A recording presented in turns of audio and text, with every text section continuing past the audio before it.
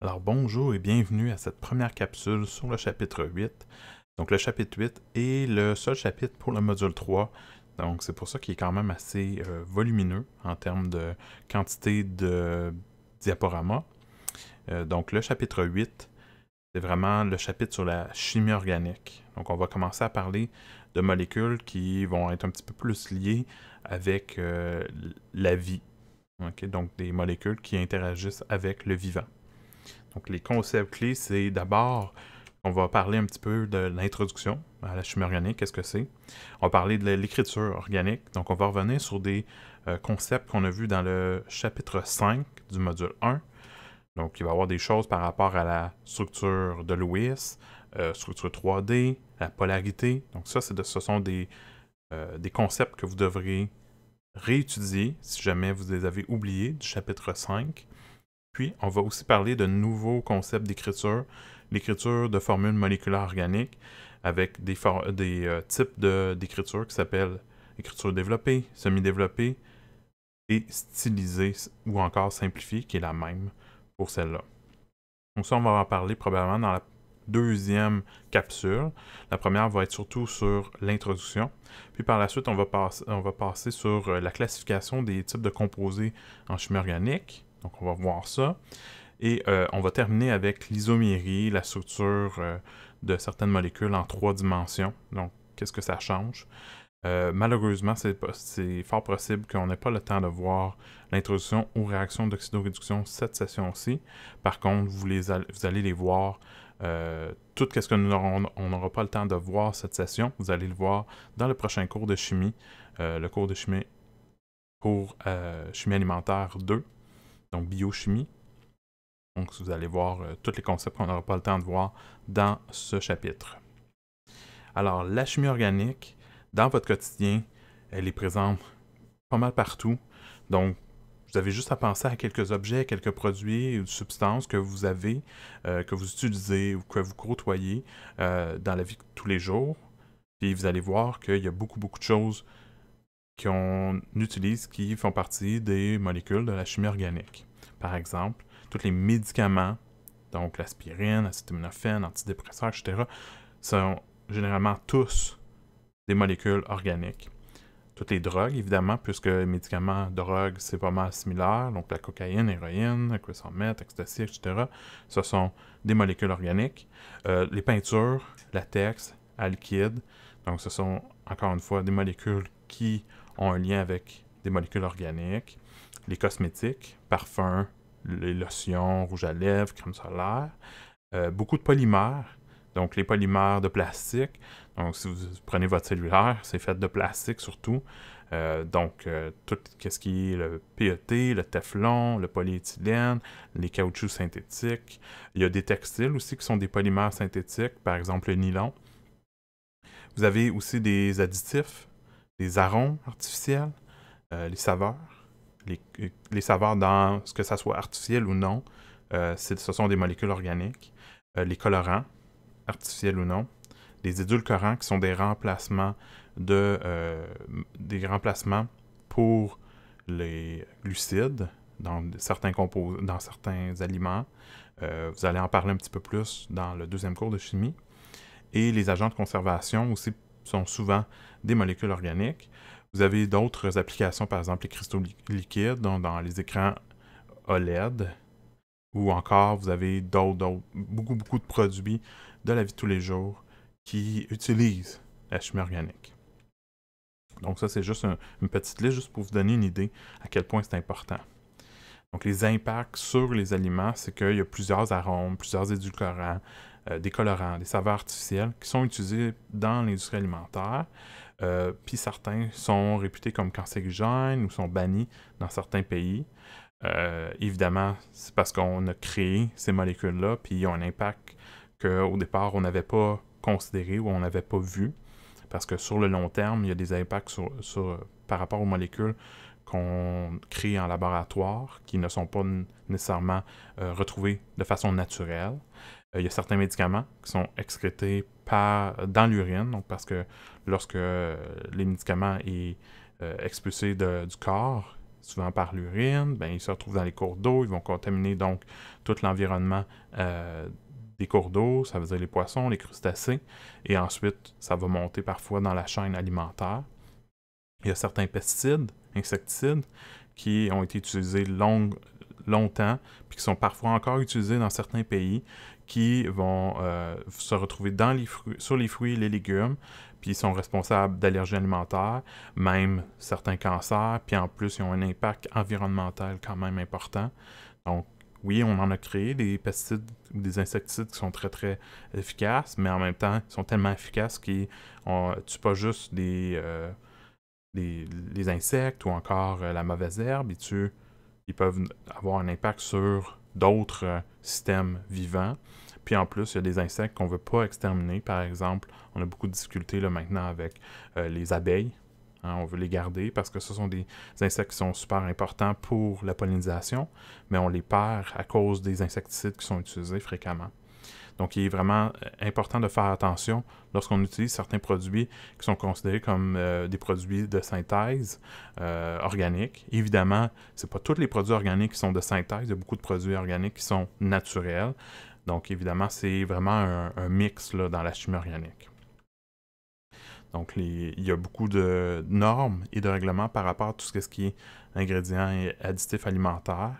Donc ça, probablement que vous allez voir ça dans certains de vos cours parce que c'est important de faire attention à ce qu'on met dans les aliments parce que c'est consommé, donc ça a un impact très très important sur la santé des gens. Donc c'est quelque chose qui a toujours un but important, c'est justement de comprendre notre métabolisme. Donc lorsqu'on regarde notre corps, le corps humain, c'est comme un laboratoire de synthèse organique. Parce qu'à tout moment, à chaque seconde, dans notre corps, il y a constamment des réactions chimiques qui sont faites et impliquent beaucoup de molécules organiques, telles que la synthèse des protéines. Donc les protéines, ce sont des molécules organiques. Les hormones, ce sont des molécules organiques. La conversion des sucres, encore une fois, molécules organiques. Des lipides, ou encore toute l'assimilation des nutriments. Donc, lorsque les processus se font, hein, on utilise beaucoup d'enzymes. Les enzymes, ce sont des molécules organiques. Donc, les réactions immunitaires aussi, etc. Donc, il y a beaucoup de choses qui se passent dans notre corps en lien avec, généralement, ce qu'on mange. Donc, c'est pour ça qu'on dit souvent, on est ce qu'on mange. Et c'est la chimie organique de notre métabolisme qui réalise ça, qui fait que ce qu'on mange est traité et modifié pour être assimilé par le corps. Maintenant, vous m'avez entendu parler de chimie organique. J'ai beaucoup répété, molécules organiques. Qu'est-ce que ça veut dire le terme organique? Le terme organique, c'est une chimie qui a vu le jour avec l'étude des animaux et des végétaux, donc le vivant, dans les années jusqu'aux années du 19e siècle, ça veut dire en 1800 quelque chose. Jusqu'à ce point-là, on parlait du fait que les molécules du vivant avaient une espèce de force vitale importante qu'on ne connaissait pas vraiment, qu'on ne comprenait pas totalement. C'est seulement lorsqu'on est arrivé dans les milieux des années 1800 que là, à ce moment-là, on a commencé à appeler les molécules organiques comme des substances qui étaient isolées des organismes vivants, puis qui contenaient toujours l'atome du carbone. Donc, ce qui était vraiment important dans les molécules organiques, c'était le carbone. Et depuis ce temps-là, on associe le terme organique pour des molécules faites à partir de carbone, donc généralement des chaînes de au moins 2 carbones ou plus. Des fois 1 carbone, mais c'est plutôt rare. Alors, la composition des substances organiques. Il y a quelques atomes qu'on va utiliser beaucoup en chimie organique. Donc, dans ce chapitre-là, c'est pas tout le tableau périodique, seulement une petite portion, très petite. En fait, ce qu'on va retrouver très fréquemment, presque toujours, c'est les carbones et l'hydrogène. Ce sont les 2 atomes qu'on va voir souvent, même tout le temps. On va avoir beaucoup, quand même, d'oxygène et d'azote. C'est deux autres atomes qui sont retrouvés dans beaucoup de molécules organiques. Vous avez de temps en temps des fluors, des chlores, des bromes, des iodes qui sont des halogènes. Donc la famille des halogènes peuvent être retrouvés dans les molécules organiques. Et finalement, de temps en temps, on va voir du soufre ou du phosphore qui sont en fait dans la même famille que l'oxygène pour le soufre et la même famille que l'azote pour le phosphore. Donc ce sont des remplacements pour l'oxygène ou l'azote. Donc le soufre ou le phosphore remplace l'oxygène ou l'azote dans certaines molécules, mais c'est un petit peu plus rare. Puis finalement, de façon pas mal plus modérée, vraiment peu fréquent, on va voir d'autres types d'atomes qui vont être par exemple des métaux, mais ça va être vraiment plus dans des dérivés qu'on appelle organométalliques, donc où on a une portion organique et une portion métallique, mais c'est vraiment beaucoup plus rare qu'on va les voir. Donc qu'est-ce que moi je vous dis, c'est que ce sont ces atomes-là qu'on va devoir connaître, puis je vais vous présenter un petit peu qu'est-ce qu'on a besoin de savoir sur ces atomes-là dans quelques instants. Donc le carbone est vraiment l'atome le plus important dans ces molécules-là parce que c'est le maillon principal. Qu'est-ce qu'il y a comme propriété? C'est qu'il y a ce qu'on appelle la caténation, excusez-moi. C'est sa capacité à se lier avec lui-même, donc d'autres atomes de carbone, pour former des chaînes de longueur variée, de forme variée, et ce qui fait en sorte que ça va donner des possibilités de molécules très très variées, puis le vivant utilise toutes ces formes-là pour divers rôles dans le corps. Donc on va avoir par exemple des triangles, des carrés, on va avoir des chaînes qui ne sont pas sous la forme de cycle, mais forme dépliée, etc. Puis on peut insérer aussi des oxygènes, des azotes, donc on peut avoir de la variété très très importante. Donc c'est pour ça que le carbone est si important, c'est qu'il est capable de faire ce type de lien-là avec lui-même pour faire vraiment des chaînes très très longues de carbone. Hein. Peut aller à 10, peut aller à 100, peut aller à plus que 100, 200, 300, 1000 carbone de long. Donc ça donne des molécules très très variées. Alors, le carbone, qu'est-ce qui est important à connaître sur lui? C'est que le carbone a 4 électrons de valence. Donc ça, c'est quelque chose qu'on a vu dans le chapitre 5. Et ça fait en sorte qu'il veut faire toujours 4 liens, lorsque possible. Donc lorsqu'on va combiner à d'autres atomes, il va vouloir faire 4 liens au total. Donc ça peut être par des liaisons simples, des liaisons doubles ou des liaisons triples. Ça dépend qu'est-ce qu'il y a autour de lui. Donc dans le méthane, par exemple, c'est H4. Hein, il est entouré de 4 hydrogènes. Ça veut dire qu'il va faire un lien simple avec chaque hydrogène. Dans l'éthylène, vous allez avoir un carbone avec 2 hydrogènes, une double liaison avec un autre carbone voisin. Donc ça forme 4 liens. Même chose pour l'autre carbone de l'éthylène. Dans l'acétylène, qui est un gaz qui est utilisé pour faire de la soudure, par exemple, ce que vous allez avoir, c'est que vous allez avoir un carbone qui va être entouré par un côté, un lien simple vers un hydrogène, et de l'autre côté, avec une liaison triple vers un autre carbone. Donc pour faire ces 4 liens, ça va être sa façon de faire. Puis l'autre carbone, de l'autre côté, même chose. Donc en gros, ce qui va être important à savoir sur les atomes qu'on retrouve souvent en chimie organique, ce sont leur nombre de liens qu'ils peuvent faire et en même temps aussi, je vous rappelle, le nombre de doubles libres qu'ils vont posséder dans leur structure de Lewis. Donc dans les structures de Lewis, qui vont être la première chose que vous allez faire pour les molécules organiques, c'est de savoir combien il y a de liens pour chaque type d'atome. Donc ici, le carbone va faire 4 liens. Donc ça, c'est une chose que vous devriez savoir par cœur, c'est que le carbone va faire 4 liens. Ce que vous devriez savoir sur l'azote ou le phosphore, hein, qui sont dans la même famille, c'est qu'ils veulent faire 3 liens et ils vont avoir un doublet libre, de façon générale.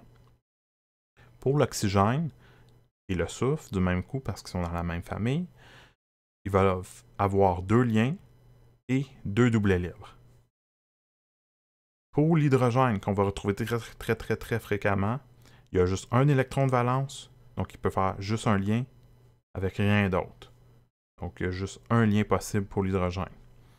Pour les halogènes, fluor, chlore, brome et iode, donc la dernière colonne avant les gaz nobles, les gaz rares, eux veulent faire seulement un lien, puis le reste des électrons vont être en doublet libre, donc en 2 petits points. Donc 3 doublets libres. Donc un lien et 3 doublets libres pour les halogènes. En fait, les halogènes, vu qu'ils font juste un lien, comme l'hydrogène, souvent les halogènes sont des remplacements dans les molécules organiques d'hydrogène. Donc à la place de mettre des hydrogènes, on peut mettre des halogènes à certains endroits. Tandis que l'oxygène ou l'azote peut faire un seul lien avec un carbone, ou des fois peut faire des liens doubles avec les carbones, ou pour l'azote peut aller à une liaison double, ou même une liaison triple dans des cas un petit peu plus rares. Mais lorsque vous allez construire vos molécules en structure de Lewis, vous allez toujours commencer par faire des liens simples. Puis je vais vous montrer un petit peu comment savoir si on doit faire une liaison double ou une liaison triple par la suite. Donc je vais revenir ici à la présentation. Donc, le cas du méthane. Le méthane, c'est le CH4. Donc, le CH4, c'est un gaz qu'on retrouve comme gaz naturel, gaz qui est un excellent combustible. Donc, c'est le principal gaz qui est émis par la décomposition de matière organique, c'est-à-dire les bactéries qui sont en train d'assimiler la matière organique dans les dépotoirs vont souvent relâcher du CH4, qui est du méthane, et c'est généralement quelque chose qu'on peut récupérer assez facilement. Là. Par exemple, dans le site du complexe environnemental de Saint-Michel, c'est quelque chose qui est fait. Il y a aussi pour ce qui est des animaux, les humains aussi, on produit un petit peu du CH4, du méthane, lorsque on a des flatulences. Donc, c'est quelque chose qui est relâché dans l'air. Puis, on a déjà parlé un petit peu qu'il y a un effet quand même important sur l'effet de serre. Donc, c'est un gaz à effet de serre, donc c'est important de faire attention au CH4. Maintenant, si on regarde le CH4, qu'est-ce qu'on a? C'est qu'on a un carbone au centre avec un lien simple, en fait 4 liens simples au total, chacun vers un hydrogène. Si on regarde le lien carbone-hydrogène, ce lien-là, avec leur différence d'électronégativité, donc l'électronégativité du carbone 2,55, l'électronégativité de l'hydrogène 2,20, si je fais la différence entre les deux, donc ici différence d'électronégativité, entre le carbone et l'hydrogène, ça me donne 0,35, c'est en bas de 0,4, donc c'est une liaison qui est non polaire.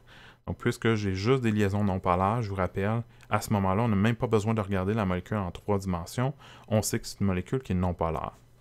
Donc, si jamais c'est des concepts qui vous échappent, je vais en reparler très très brièvement dans ce module-ci, mais vous êtes mieux de retourner dans le chapitre 5 du module 1, où j'ai parlé en détail de la structure de Lewis, la structure 3D et de la polarité des molécules.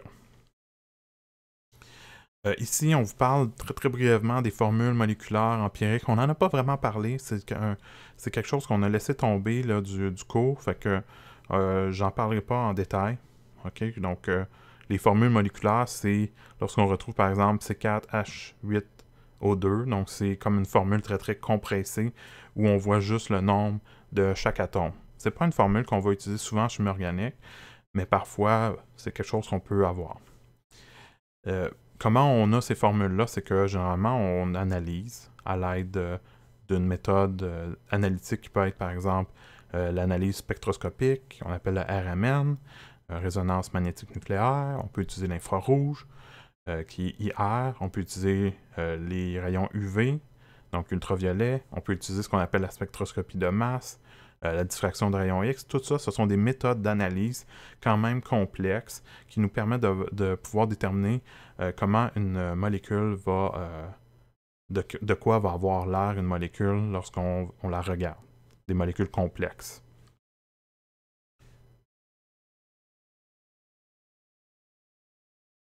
Alors, c'est pas nécessairement un sujet que je vais parler en détail, c'est juste pour vous en informer parce que je sais que vous faites des analyses quand même fréquemment avec des méthodes d'analyse, mais il y en existe d'autres qu'on verra malheureusement pas dans le cours parce que ça utilise souvent des appareils un petit peu plus sophistiqués, mais c'est des choses qui existent pour faire l'analyse de molécules.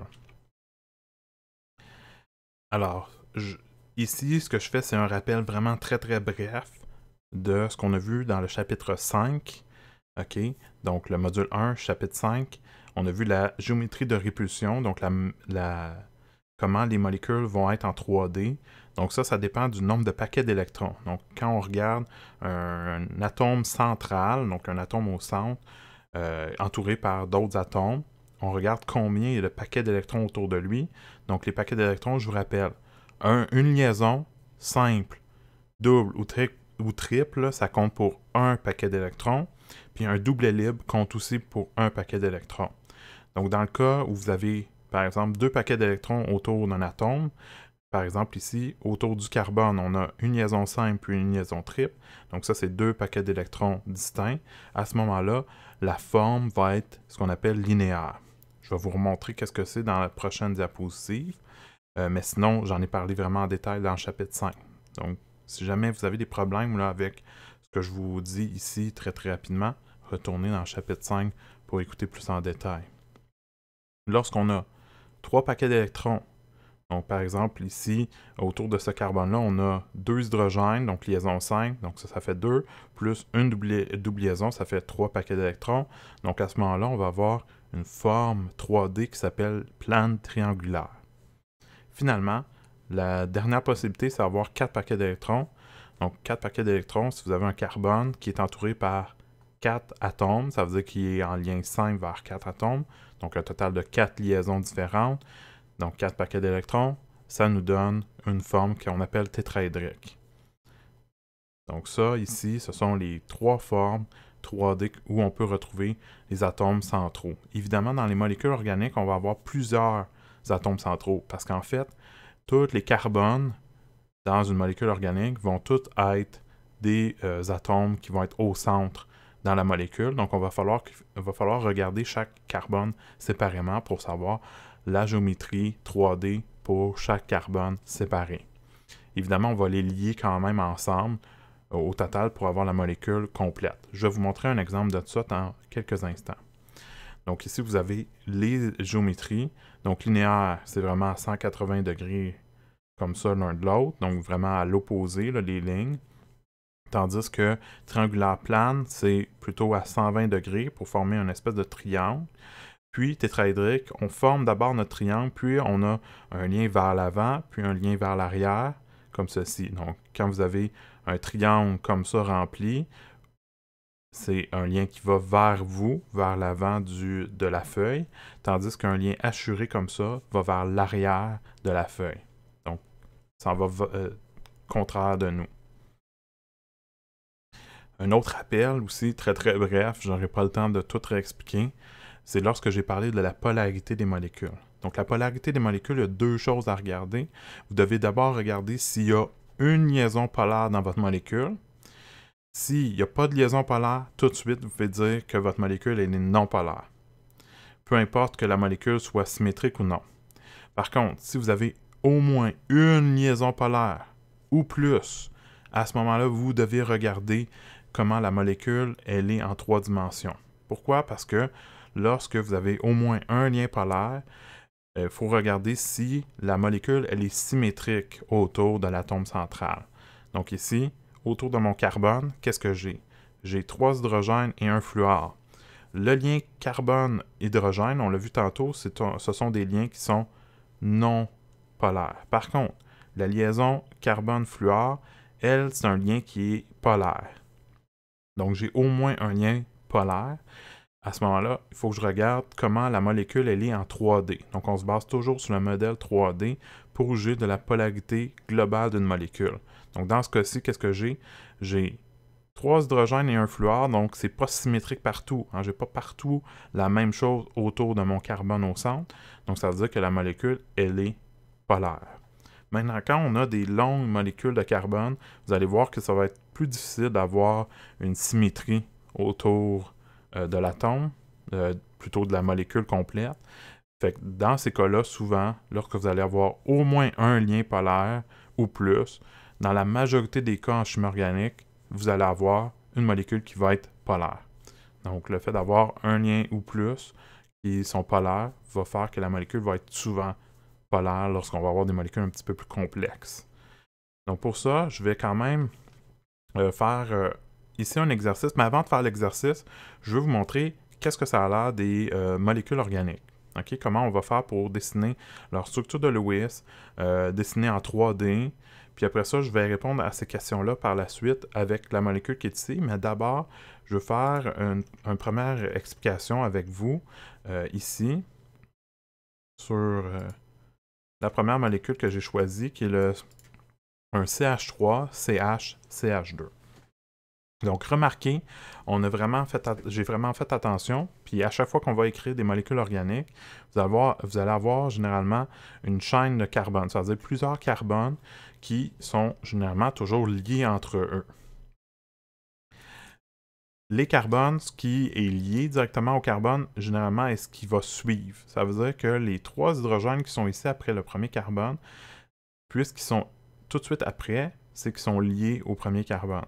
Tandis que l'hydrogène qui est ici est lié au deuxième, et les 2 hydrogènes qui sont ici sont liés à l'autre carbone.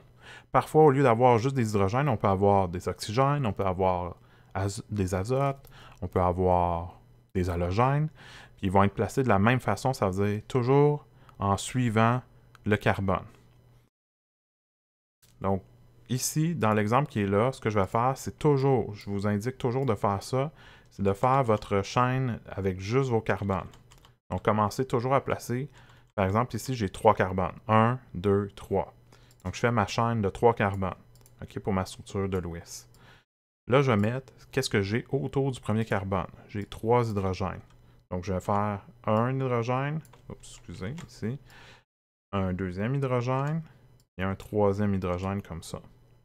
Sur mon deuxième carbone, j'ai un hydrogène, excusez, comme ceci. Et sur mon dernier carbone, j'ai 2 hydrogènes. Donc là, il faut que je me batte un petit peu contre mon logiciel là, parce qu'il essaie de mettre des hydrogènes où je ne les veux pas. Mais là, je les ai mis comme ça ici. Donc j'ai mis exactement qu'est-ce qu'il y a dans la description de la molécule. Cette façon d'écrire la molécule qui est représentée ici, c'est ce qu'on appelle la structure semi-développée. Donc, à partir de la structure semi-développée, on voit quand même bien comment la molécule elle est organisée. Maintenant, ce que vous allez remarquer, c'est que le carbone qui est ici, il faut toujours regarder s'il fait le bon nombre de liens. Je vous rappelle, le carbone veut faire toujours 4 liens. Donc ici, le premier carbone fait 4 liens, c'est correct. Le deuxième carbone qui est ici, lui fait seulement 1, 2, 3 liens. Donc, il n'est pas correct. Même chose pour le dernier carbone, fait seulement 3 liens. 1, 2, 3. Donc, lorsque vous remarquez que vous avez 2 carbones qui sont un à côté de l'autre, qui ne font pas le bon nombre de liens, c'est qu'en réalité, entre les deux, il doit y avoir une liaison supplémentaire, donc une liaison double. Si jamais les carbones, il leur manquerait 2 liens chacun, à ce moment-là, on aurait fait une liaison triple. C'est aussi possible de faire une liaison double ou triple avec des atomes comme l'oxygène, ou ça c'est pour les liaisons doubles, ou on peut faire des liaisons doubles aussi avec l'azote, ou on peut même faire des liaisons triples avec l'azote. Donc, ça dépend si vous remarquez que vous avez 2 atomes qui sont un à côté de l'autre, que ce soit des carbones, des oxygènes, azote, peu importe, s'ils n'ont pas le bon nombre de liens, là, à ce moment-là, vous allez ajouter une liaison double ou triple. Mais, vous commencez toujours par seulement des liaisons simples. Commencez pas par mettre des liaisons doubles, des liaisons triples partout, parce que là, vous allez vous tromper. C'est souvent là que les gens vont mettre trop de liaisons doubles, trop de liaisons triples partout, puis là, ça ne marchera plus. Vous devez vous assurer de faire des liaisons simples d'abord, puis après ça, on fait une liaison double ou une liaison triple si c'est nécessaire pour arriver au bon nombre de liens total pour chaque atome. Donc ici, ça, c'est ma molécule qui est représentée là. Maintenant, pour savoir comment la représenter en 3D, vous devez regarder le nombre de paquets d'électrons sur chaque carbone. Donc ici, chaque atome qui se retrouve dans la chaîne principale, donc la chaîne de carbone, qu'est-ce que je vois? C'est que le premier carbone, donc je regarde chaque carbone indépendamment l'un de l'autre. Donc le premier, j'ai 1, 2, 3, 4 paquets d'électrons parce que j'ai 4 liens différents. Donc quand j'ai 4 paquets d'électrons, comment je dessine? Donc je vais dessiner mon carbone ici au centre. Je vais l'entourer avec 3 liens ici qui sont à 120 degrés à peu près les uns des autres. Maintenant, une fois que j'ai mes 3 liens, qu'est-ce que je fais? C'est que je vais prendre une des 3 liaisons ici, puis je vais la transformer en liaison vers l'avant. OK? Donc, je vais faire un triangle Puis, vous pouvez le remplir ou non, c'est pas grave, là, si vous le remplissez pas là, complètement. Puis là, je vais le déplacer juste un petit peu, juste pour lui laisser de l'espace. Puis, juste à côté de ce triangle-là, je vais faire un autre triangle, mais avec des lignes hachurées, qui lui indique un lien vers l'arrière. Okay? Le lien vers l'avant puis le lien vers l'arrière, il faut qu'ils soient un à côté de l'autre. Vous ne pouvez pas mettre un lien vers l'arrière complètement à l'opposé, c'est pas correct. Ils sont en réalité un devant l'autre, mais nous, pour pouvoir voir qu'est-ce qu'on va mettre, on les met un à côté de l'autre. Là, ici, j'aurais pu, si je reviens en arrière, j'aurais pu décider, parce que là, je me rends compte que je vais peut-être manquer un peu d'espace. Je me dis, je veux utiliser le lien vers le haut à la place. J'aurais pu faire ça. Donc, je peux faire ça. Là, ici, je vais juste déplacer ce lien-là un petit peu ici, comme ça.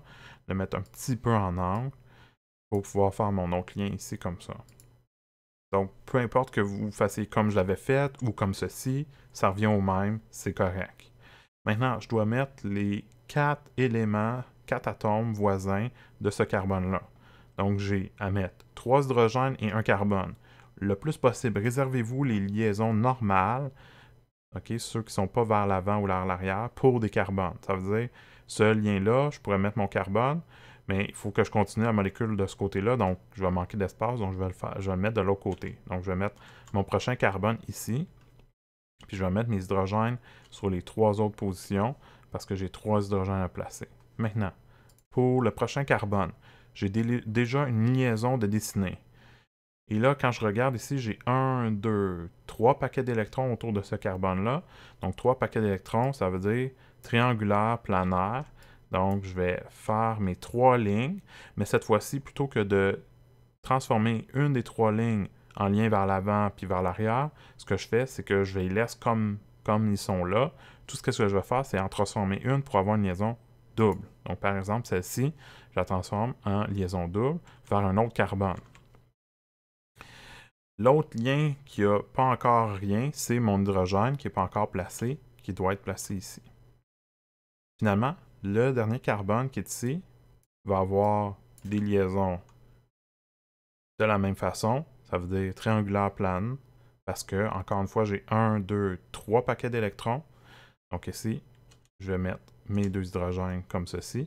Et ça dessine cette molécule-là en 3D. Donc, cette molécule-ci, c'était juste pour pratiquer. Là, je vais faire celle qui est dessinée, qui est représentée ici dans l'exercice 1, puis on va essayer de répondre aux questions ensemble, comme exemple.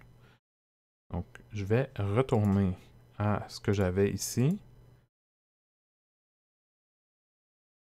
comme ça. Donc, je vais un petit peu plus zoomer à l'intérieur ici. Donc, ça, c'est ma molécule.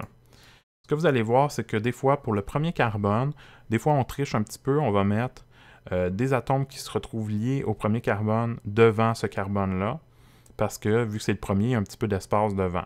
Mais généralement, on va toujours les mettre par la suite pour tous les autres carbones. Donc ici, qu'est-ce que je vois? Je vois j'ai 1, 2, 3, 4 carbones. Donc j'ai 4 carbones en ligne, une à côté de l'autre.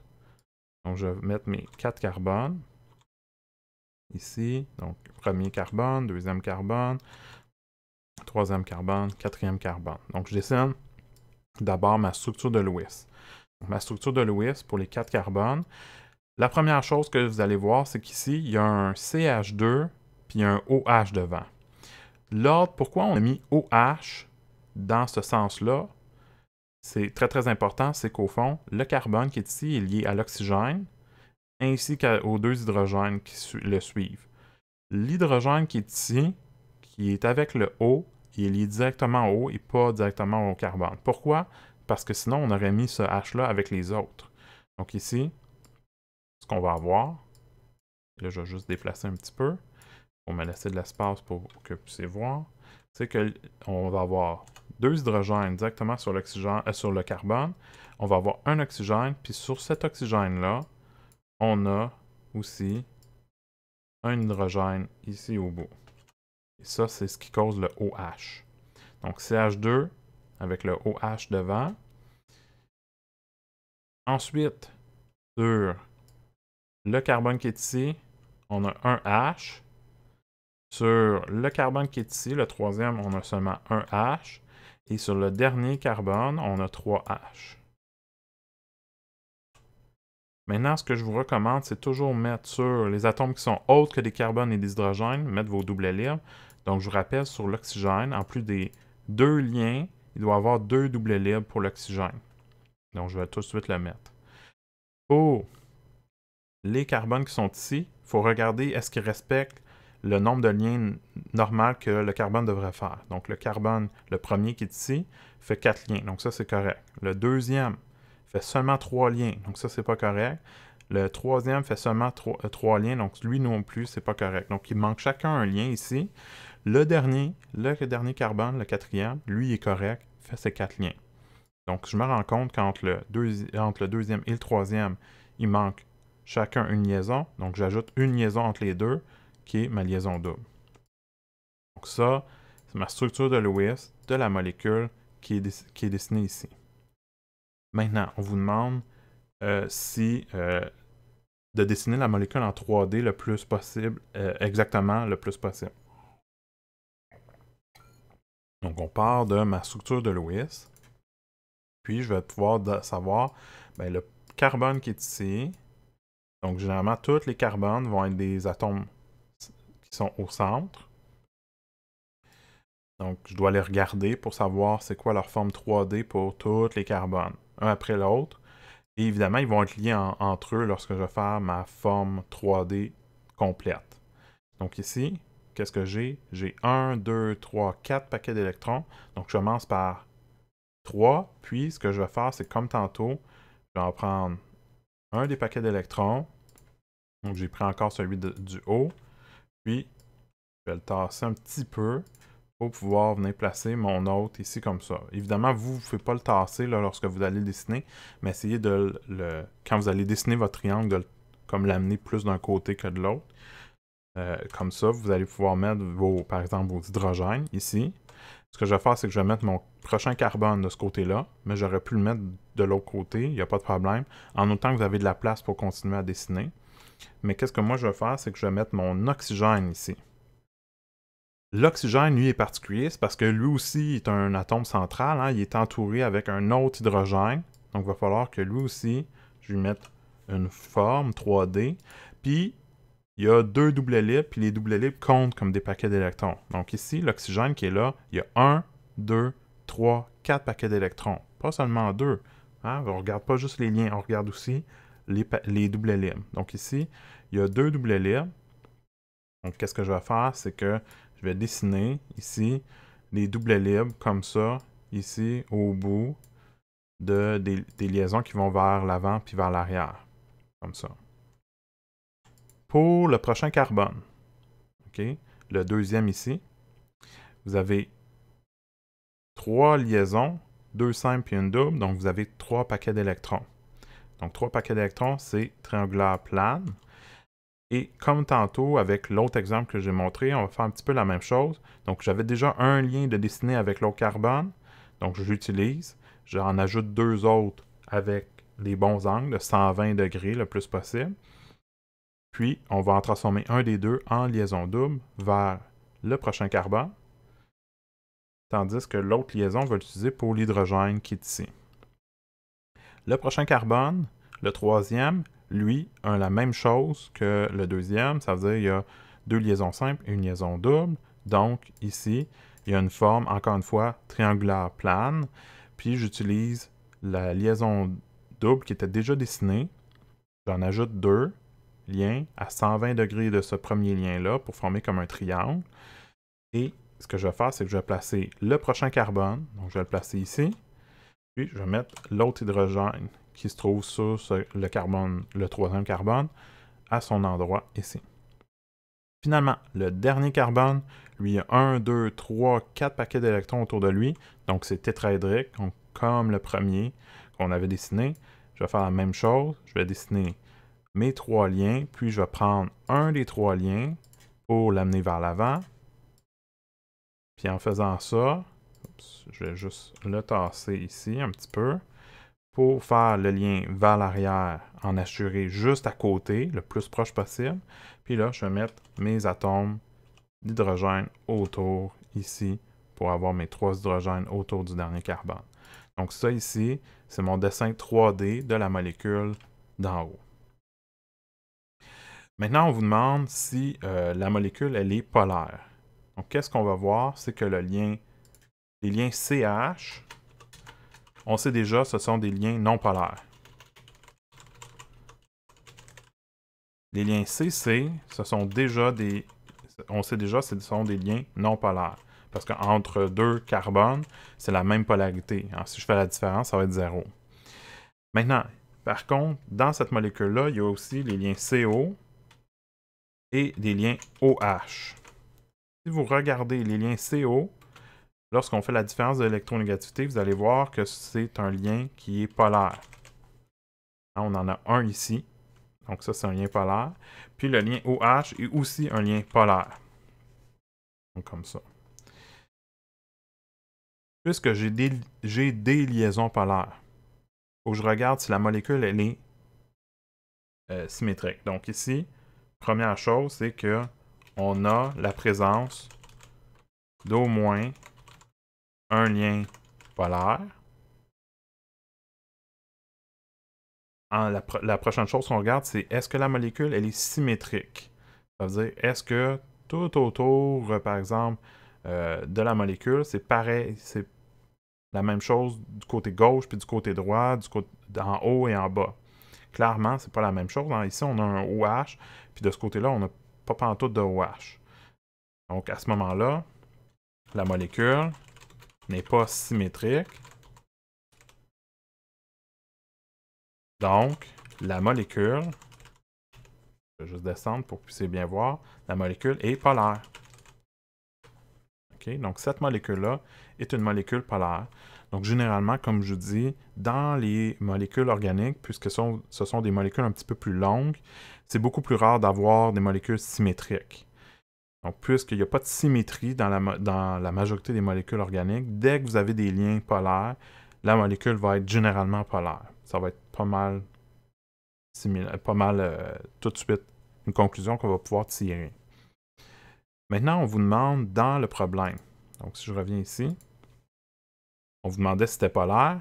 Donc, j'ai justifié que c'était polaire parce qu'il y avait des liens polaires puis que la molécule n'était pas symétrique. Maintenant, on vous demande est-ce que cette molécule est miscible dans l'éthanol? Miscible veut dire est-ce qu'elle est soluble dans l'éthanol? Donc, je vous rappelle, pour qu'une molécule soit soluble, il faut qu'elle ressemble à l'autre molécule. Donc, l'éthanol, c'est une molécule qui est polaire.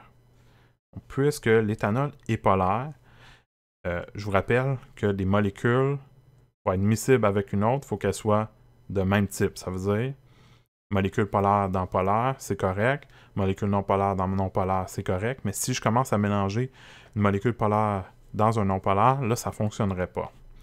Donc ici, puisque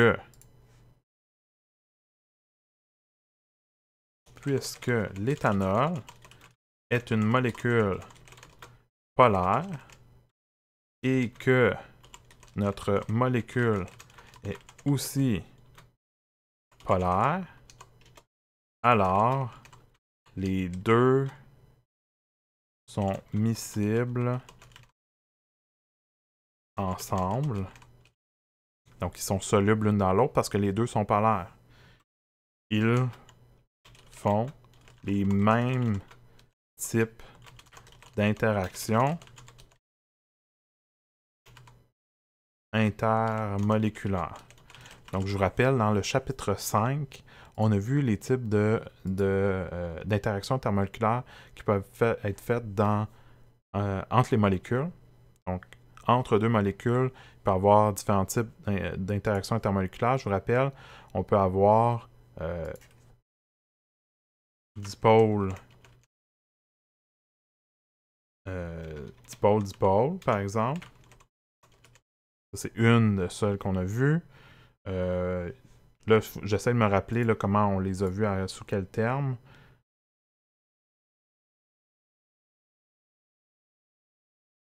On a vu aussi... donc ça, les dipôles, c'est pour molécules polaires. Il manque un R ici. Donc ça, c'est pour les dipôles, c'est pour les molécules polaires.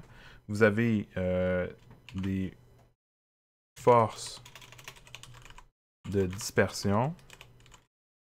Ça, c'est pour toute molécule, polaire ou non polaire. Puis vous avez les ponts hydrogène. Et ça, c'est les deux conditions spéciales à remplir. Puis dans notre cas, si vous regardez bien, la première condition, c'est d'avoir... en fait, il y a les deux conditions. Là, je ne me rappelle plus laquelle est la première, comment je l'ai dit, dans quel ordre. Mais il y a les deux conditions à remplir. Il y en a une, que c'est d'avoir au moins un doublet libre sur un oxygène. Hein, vous en voyez ici, deux doublets libres. Hein, il faut qu'il y ait au moins un doublet libre sur soit un oxygène, soit un azote, soit un fluor. Donc ici, on en a sur l'oxygène.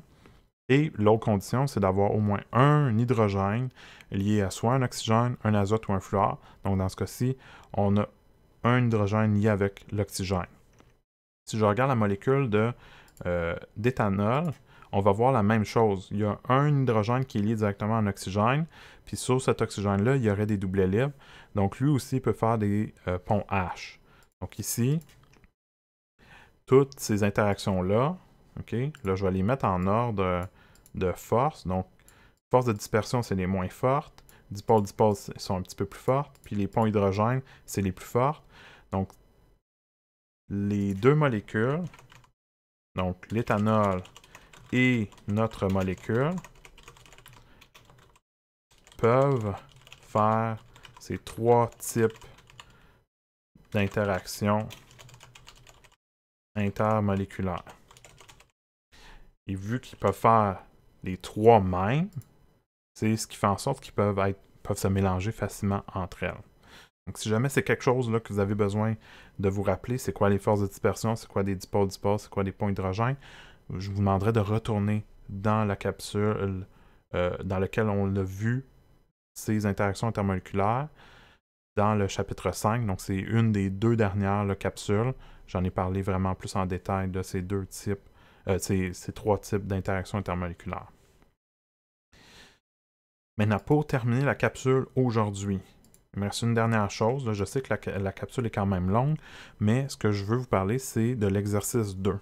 L'exercice 2, c'est un exercice que vous devriez faire dans le temps que vous avez, là, avant la prochaine semaine, la prochaine capsule. Donc, généralement, je vous laisse un petit peu du temps pour travailler là-dessus.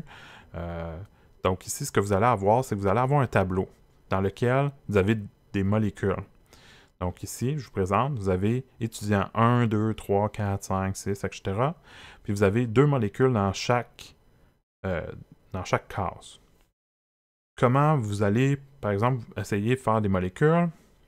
Ce que je vous recommande, c'est de dessiner le diagramme de Lewis et la représentation 3D pour les deux molécules qui se trouvent dans chaque case.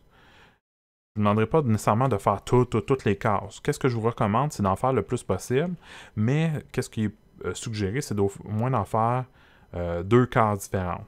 Par exemple, si vous êtes, selon votre place au laboratoire, si vous êtes l'équipe à la place 1, vous allez faire les molécules de l'étudiant 1 et 11. Okay? Donc, par exemple, ici, si ma place de travail est la place 1, au laboratoire, je vais faire les deux molécules de l'étudiant 1 puis les deux molécules de l'étudiant 11. Si votre place est la numéro 2, normalement, vous allez faire ceux de l'étudiant 2 et l'étudiant 12, et etc. Donc, vous allez pouvoir en pratiquer. Je n'ai pas les réponses pour vous, mais ce que je vous recommande, c'est de prendre une photo de ce que vous allez avoir fait, donc votre dessin de structure de Lewis et de structure de votre dessin 3D pour les 4 molécules au total que vous allez faire, puis de me les présenter dès que possible sur Teams pour que je puisse voir c'est quoi que vous avez fait, puis je puisse corriger tout de suite certaines erreurs que vous allez faire, que vous allez commettre. Donc, il y a quand même des petites choses que je voudrais spécifier dans le tableau qui est là, qui est des choses qui sont discutées ici.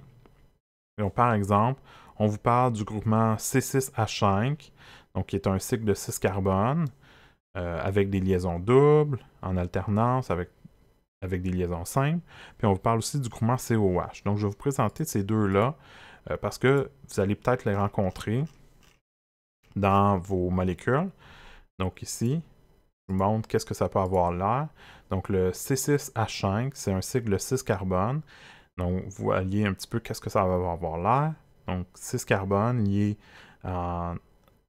avec des liaisons triples, puis des liens simples également. Donc toujours une liaison double, excusez-moi, pas triple, une liaison double, une liaison simple, une liaison double, une liaison simple, une liaison double, une liaison simple. Puis sur chaque carbone, il y a un hydrogène, sauf pour un carbone qui va être lié avec quelque chose d'autre. Donc généralement, une autre chaîne de carbone qui continue ici.